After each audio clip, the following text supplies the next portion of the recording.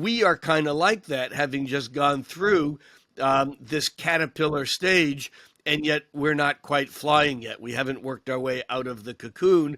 To us, it feels, I wouldn't say it feels normal, but when you're in the midst of the process, you don't get to see the process. Instead, you're dealing with the changes minute by minute, day by day, hour by hour, week by week, month by month, year by year. And it's not until you look back at some of these points, for example, like the Uranus-Pluto conjunction of 1455, when Gutenberg printed the Bible.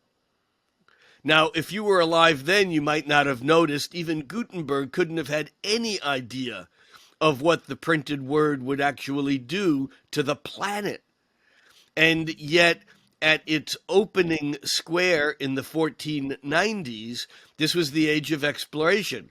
1492, Columbus sailed the ocean blue, although Columbus obviously isn't the hero he used to was. But the point is that the opening square after a conjunction is the time at which you take the things that were learned at that point in time and you make critical decisions. What's going to stay in motion? What's going to go away? And when you look at all the things that are so beautifully outlined in the 10 episodes of The Changing of the Gods, you begin to see the things that were seeded, that were seeds at the new moon, at the new Pluto-Uranus in the 1960s, sex, drugs, rock and roll, political unrest, technological breakthrough. Interestingly enough, in the mid-1960s, the year of the Uranus-Pluto conjunction, IBM came out with its first business computer, which in a way was like a digital printing press, and no one had any idea of what it would do to change everything.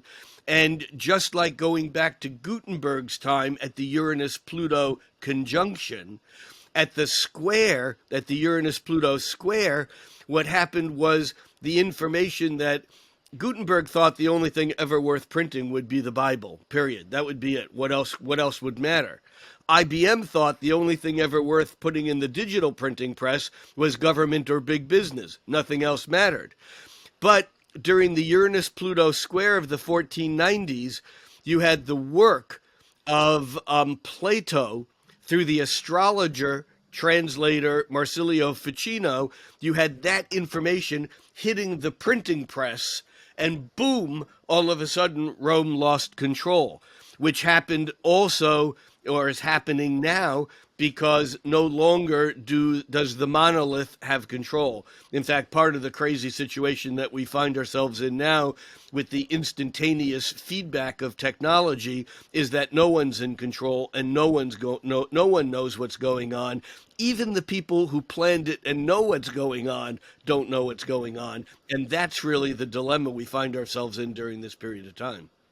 I actually think that made the most sense of anything I've heard in a long time, in a strange way, and well put by you. So what do we do? How do we use astrology and what you know and what it teaches us to individually divine what's going on right now and move forward at this point?